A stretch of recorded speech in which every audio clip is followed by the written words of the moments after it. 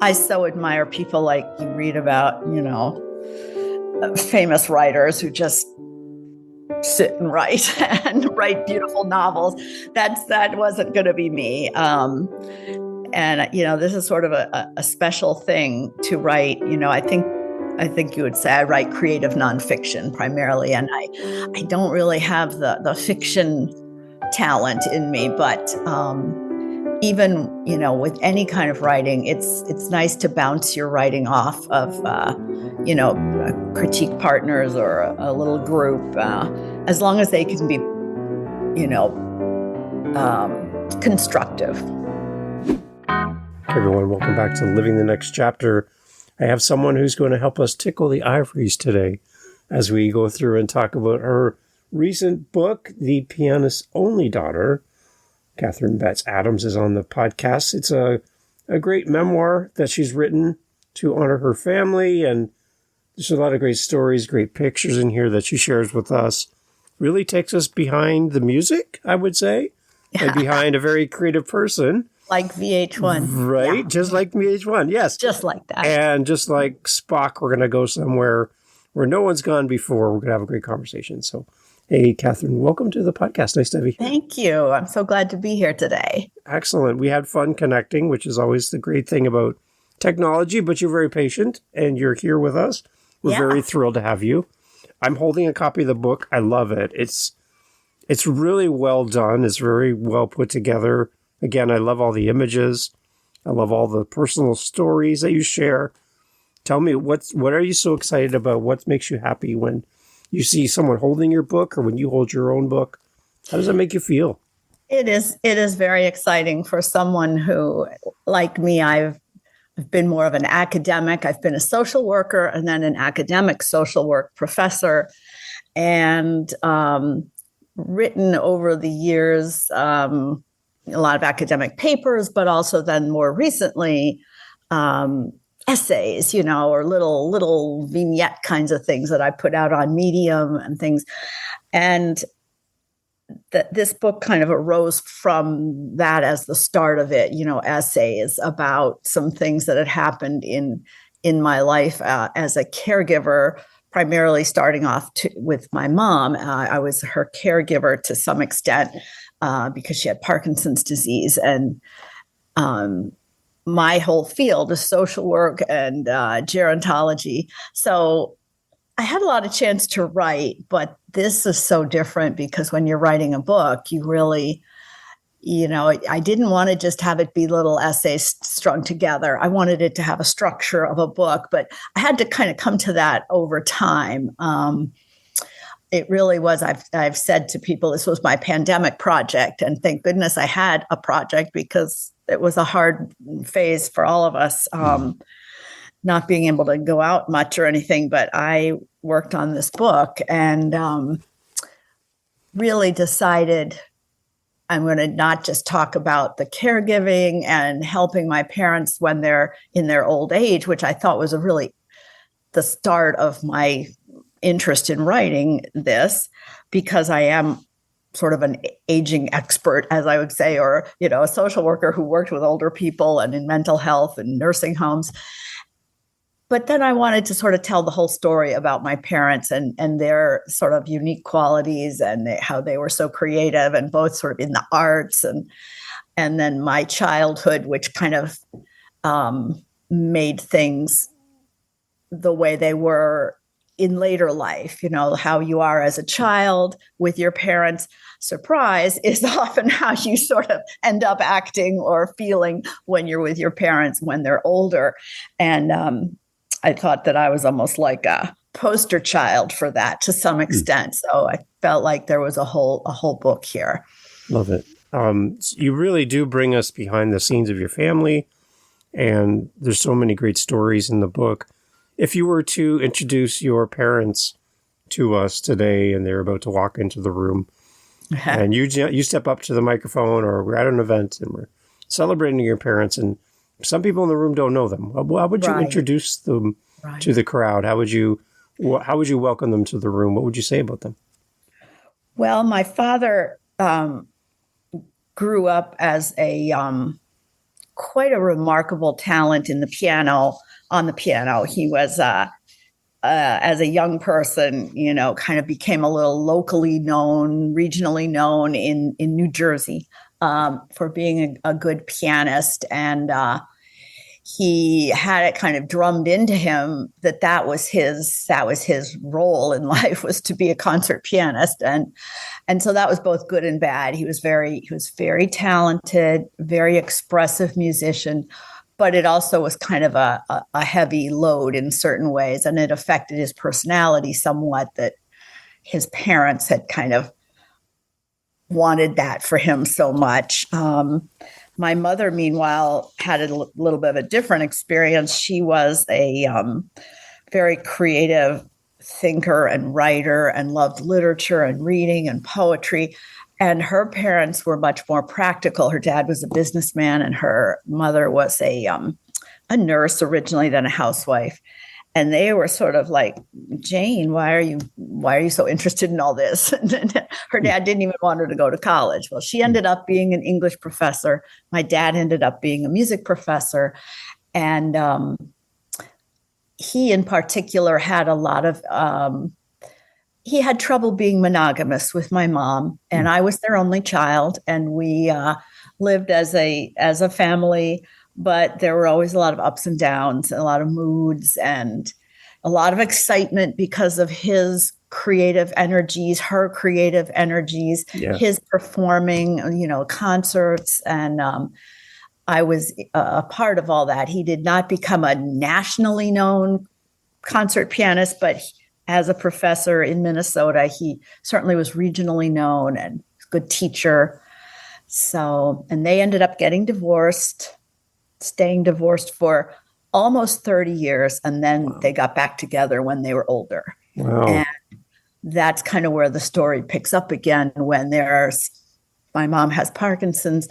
Here's my parents back together. And oh boy, I'm going to have to work with both of them to try to get them what they need as they're kind of slowing down and needing support in old age. Wow. Do you know what was the initial thing that brought the two of them together? Was it education? Was it like how did they meet each other? I have that in the book. They had sort of like a big spark, almost like love at first sight. They met at a weekend sort of farm retreat where my dad was staying. He was very friendly with this philosophy professor who was female, older woman who was a lesbian. So it was they just had this great friendship, and she had a piano and she just wanted him to stay and play the piano as much as he wanted. And everybody sort of pitched in, and my mom was there visiting for a weekend, and he saw her and said, "Oh, that's the girl I'm going to marry." And literally, said that like in a movie. So, and she liked him and he liked her, and and all the stars aligned from there, right? Yeah. What do you think they would think of the book? What do you think they would think if they were to hold a copy of this and see these stories? Right. That's been kind of hard for me to really think about too much because, the listeners may not realize, but both of them are passed now. This book really came to be, as my dad was still alive, but I hadn't really talked to him about it.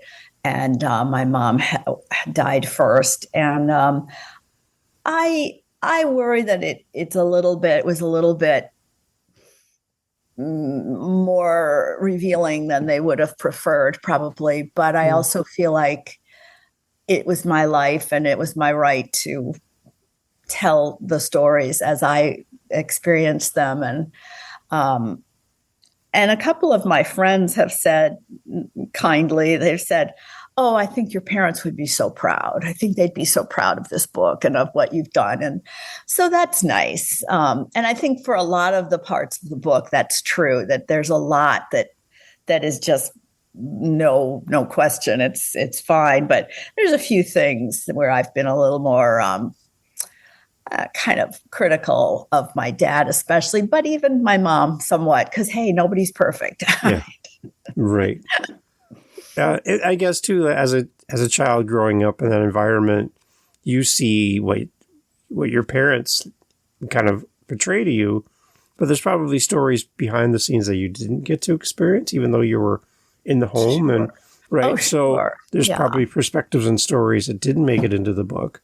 How do you decide, like through the editing process and all of that, what to include, what to exclude? I bet there is like several books of things that didn't make it into the book, right?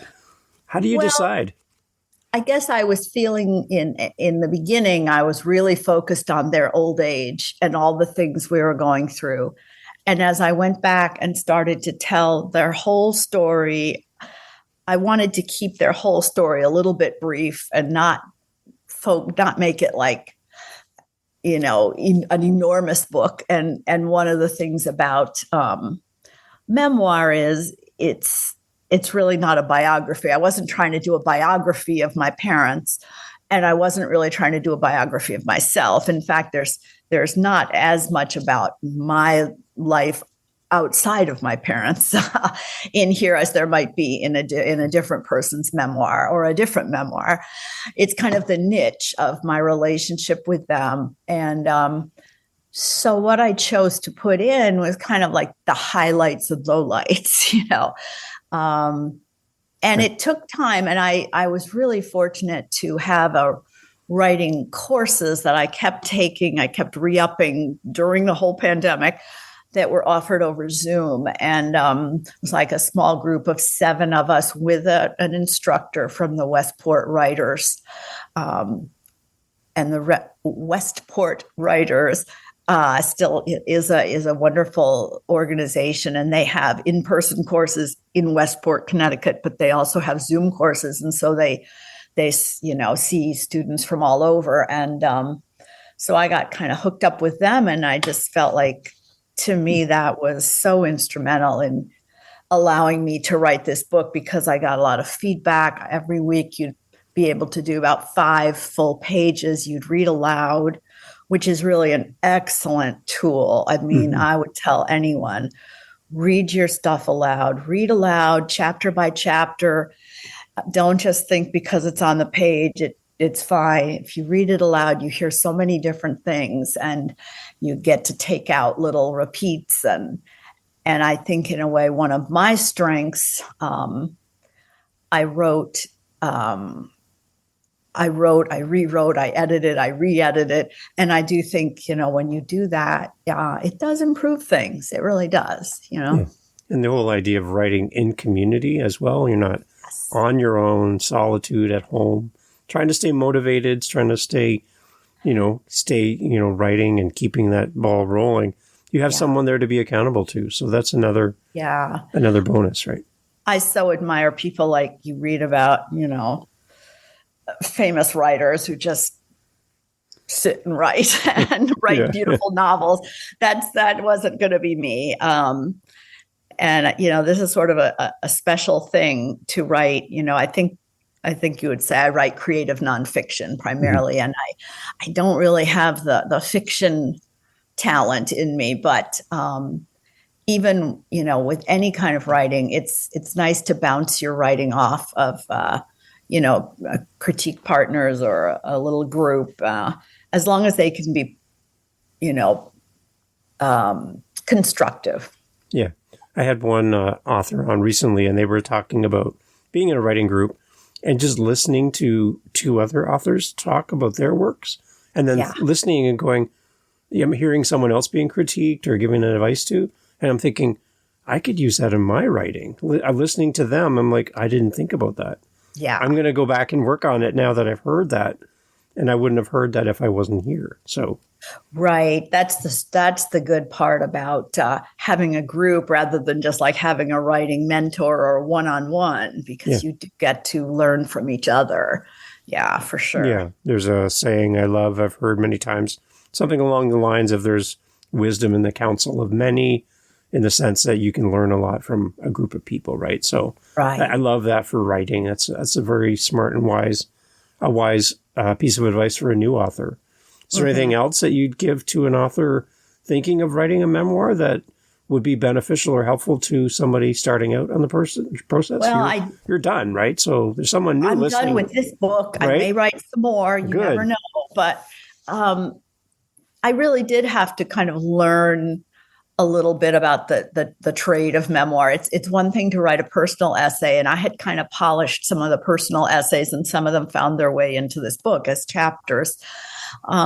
But a memoir has to have somewhat of a narrative arc, and you haven't created it like if you created a plot of a novel. So you have to work with what you've got. You have to work with what really happened, but you have to select, and you have to be able to kind of interpret, well, where did this really start? What are the themes, and how can we keep the theme, the thread of the theme or the themes? And I think that's a hard thing. And I did get a lot of good feedback about that from the writing group and the instructor. And it's like when you're writing an academic paper, which I had done a lot, you might have a huge study, but you kind of take a part of it. You take a little selection of these variables that I looked at about this question. So this is a paper that I'm going to submit to a journal.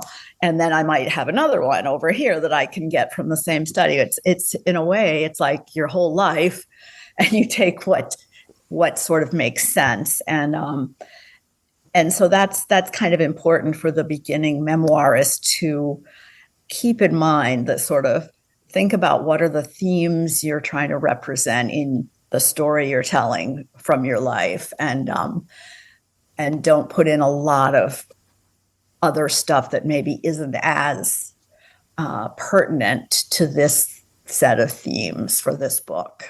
Yeah, I've noticed several times reading through that, like, for example, you won't just say, they went to the car and got in the car and drove away. You name the type of car. It's like, oh, this is this kind of car, and this is this kind of car. And I'm like, well, okay, that's interesting, because now I have a picture in my head of not just a car that's in the picture and in the story, but the actual car. Now I'm like, oh, I know what that car is.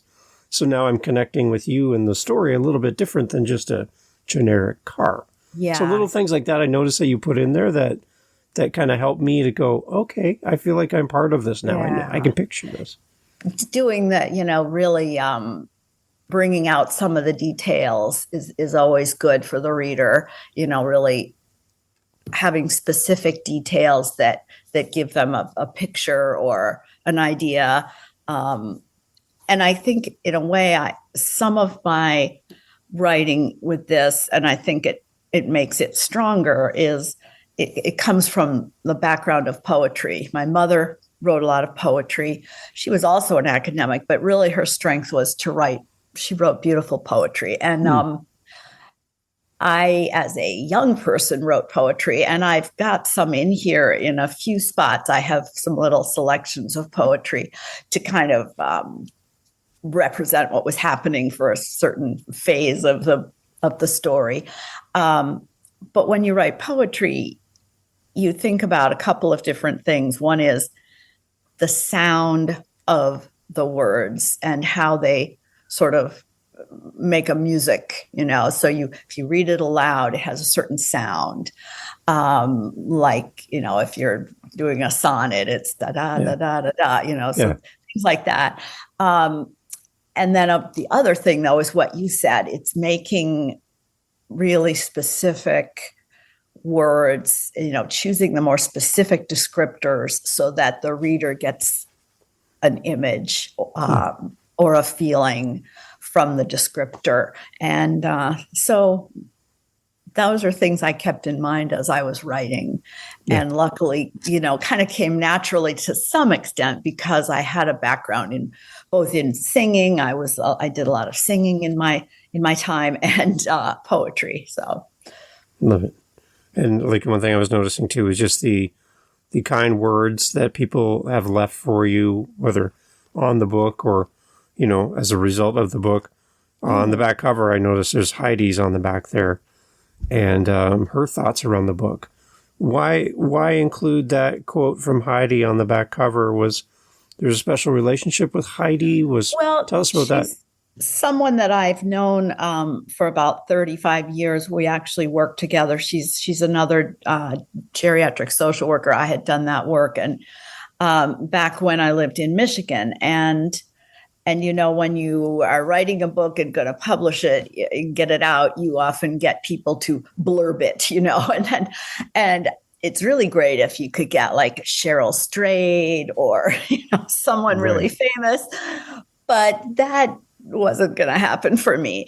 But I thought, well, this is a book that a lot of it is about caregiving and about aging. And so I asked my friend Heidi, who is she's still working, whereas I'm basically retired and have been just writing and promoting my book. She still works as a geriatric social worker. And we both ended up in Connecticut, even though we knew each other in Michigan. And so she read it and she really liked it. And she wrote me this blurb. Yeah. That's nice. I love when you get that kind of confirmation and feedback as well, that, that you met the goal that you had kind of mapped out. Because that's another part of it too, is you have in your mind what the book is going to be, and then it becomes something itself. And you're like, wow, was I even close to what I had visioned? And I think you probably would feel that way as I read through it, that you really did to meet the goal. Yeah. And I think one of the more exciting things for me over this it's been about 6 months since I put the book out, and it's published through Amazon KDP, Kindle Direct Publishing, which is neither here nor there, but it's a way for someone to self-publish. And when I received my first and then a second and a third actual review by someone whom I didn't know, who didn't know me at all, that's kind of exciting. Someone found the book, got the book, and was thoughtful enough to write a little review. So that's exciting. And of course, more famous authors than I don't, find that exciting because they've had it many, many, many times. But when you're just starting out, it's exciting. Yeah. In a world where there are so many books going into the world, to have that feedback, I think that's important. I always encourage any listener that purchases a book from a great author like yourself is to leave a really detailed review.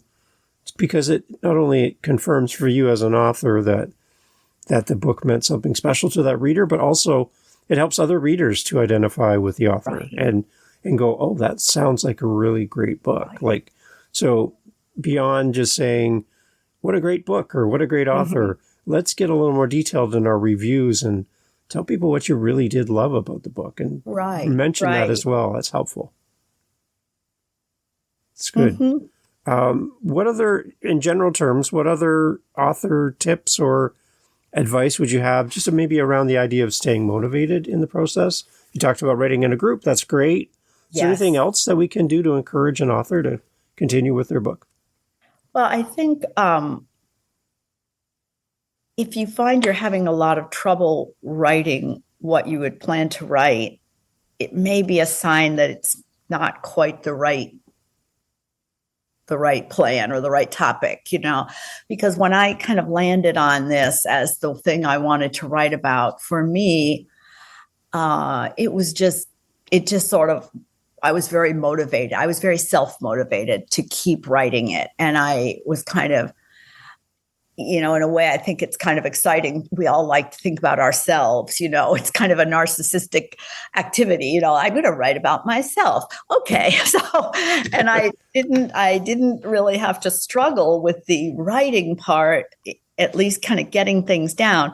Then the struggle is trying to, figure out how to structure it, what to leave out, what to take out, and, how to word things better. And that can take some motivation. And that's where I think having the group and the feedback was so helpful. But somehow once I had kind of decided to start working on this, I had a couple of essays and I wanted to make it into a book. I was excited and I was ready to just start working on it. So hopefully for other writers, if you're doing something that you really like, at least the first part of it will be easy enough for you because you'll just feel that inner sort of fire, like I want to write this down. Yeah, it's amazing. I love it. As we go through it, the other part we haven't really touched on as much is the amount of music that was in your home. Did that have a significant impact on you with your dad's music? And he's very prolific with his music. Yeah, he was both a fantastic pianist and a composer, and he has a lot of compositions, and a few of them got published. Many more of them had nice performances, recordings. He was something in that way, and I still hear piano music, and it's kind of like, it's like when a porcupine backs into the cactus and says, "Are you my mommy?" Well, when I hear piano music, I think, "Oh, that's like my dad. There's my dad." Except often it's some other pianist, but it just brings me back. And of course, I heard him play as a child. We lived in the same house till I was about 14. And then with the divorce, we really didn't. But then, I was back and forth. And then he had his second wife, and he had his piano there at that house. And so I certainly heard him a lot. And then in his later years, there's a whole thing towards the end where, he really wanted to keep his 7-foot Steinway Grand with him. And the more help you need and the more you might need to be in an elder care facility, the harder it is to find a place that can accommodate a 7-foot Steinway piano. So we had some issues with that, and it's kind of a little sad. There's definitely some sadness in the book because, aging isn't all puppies and roses. It sure is not. And part of my goal originally was to kind of write an unvarnished stories about the kinds of things that can happen with aging and some of the shortcomings in our system here in the U.S. for sure, about where we can get help and support for older people, and how it's pretty difficult, and it ends up often separating couples because someone needs more care than the other, and a place is not willing to have them live together without charging them both a high rate, and things like that they're just difficult. And so there's a lot of constraints.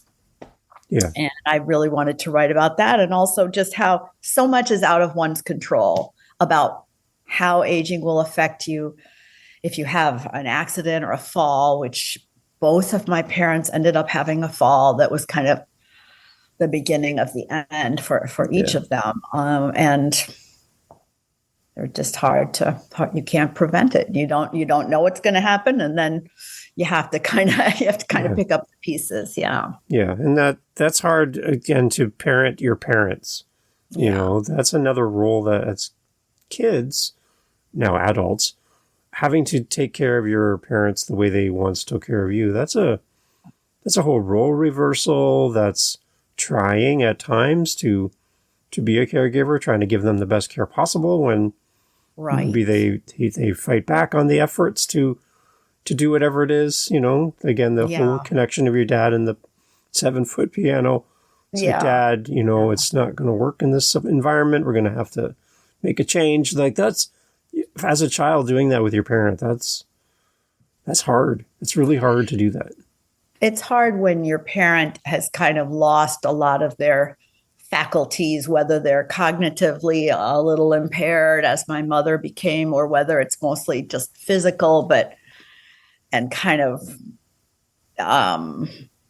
just they kind of can't keep up with modern life. That's kind of how my dad got. It was hard for him to pay his bills and things. And he really did not have dementia, but he did kind of lose a little bit. He ended up, lasting until 92. So Wow. It's a lot of responsibility, because at some point you sort of think, wow, I'm the one person responsible for this other person, and I didn't really sign up for that. Yeah. And I think a lot of adult children with older parents have found themselves in that situation. And if you're an only child, you really are the one. If you're one of siblings, then often you can share, although that doesn't always work out beautifully either. People fight and have, hard feelings, but and I did not do a lot of hands-on care. And I know I see on forums and things, there's a lot of people out there just, helping their parents, change their bedding, change their diapers, do all sorts of things, help them in the shower.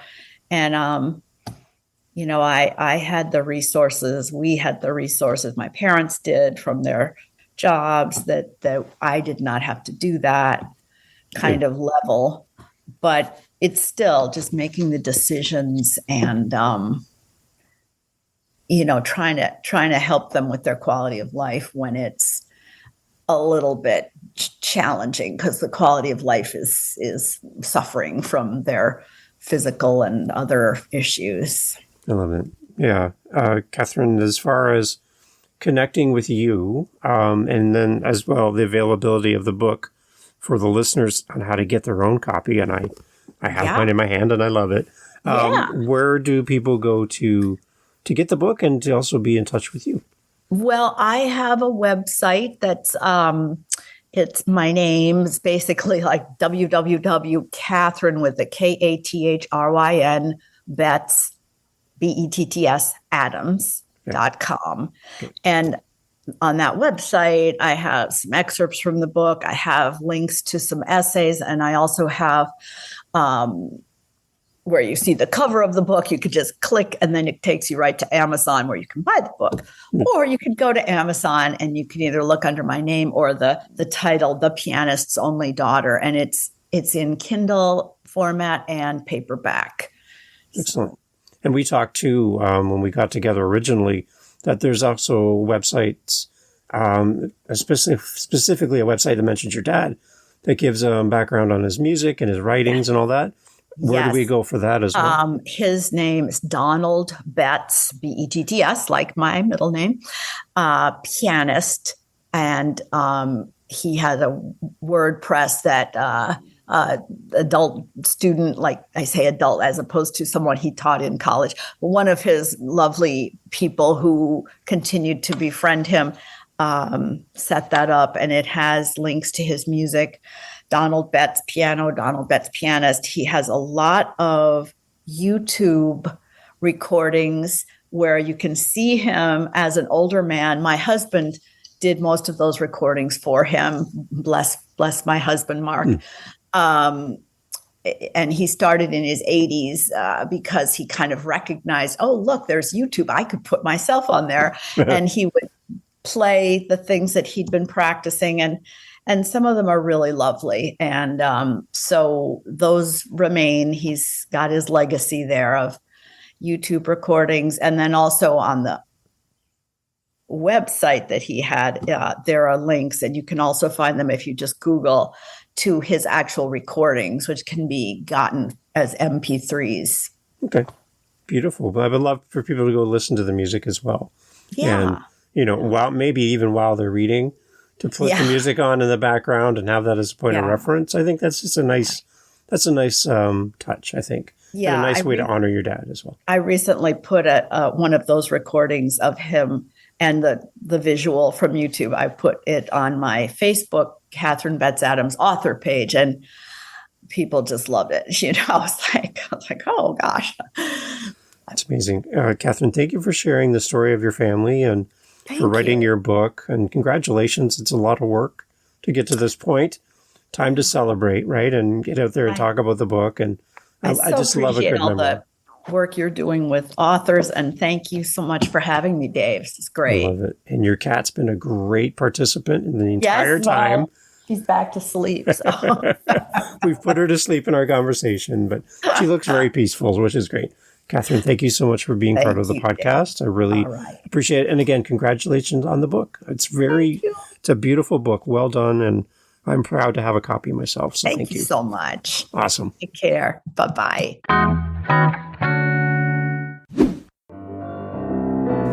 Hey, thanks for being here for the Living the Next Chapter podcast. So glad to have you as part of our family of listeners. There's a seat for you just here on Living the Next Chapter, and I'm so happy that you have listened to all the way to the end. Wow, you are now my new bestie. I want to let you know that I host 7 other podcasts on top of Living the Next Chapter. Yep, 8 total. One of them is called the How To Podcast series.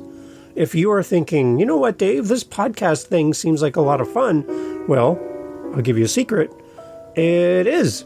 It's a great, amazing, fun time where you can get to meet great people, get your word out there, promote your book, promote what your coaching program, whatever you're doing.